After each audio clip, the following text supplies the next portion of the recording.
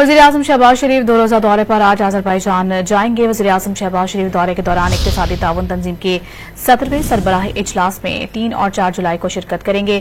वज़ीर-ए-आज़म सरबराह इजलास में पाकिस्तानी वफ़द की क़यादत करेंगे। इलाकाई और आलमी चैलेंजेस पर पाकिस्तान का नुक्ता नज़र भी पेश किया जाएगा और ECO विजन 2025 के लिए पाकिस्तान के अज़्म का इआदा करेंगे। वज़ीर-ए-आज़म शहबाज शरीफ दीगर रहनुमाओं के साथ 2 तरफ़ा मुलाकातें भी करेंगे।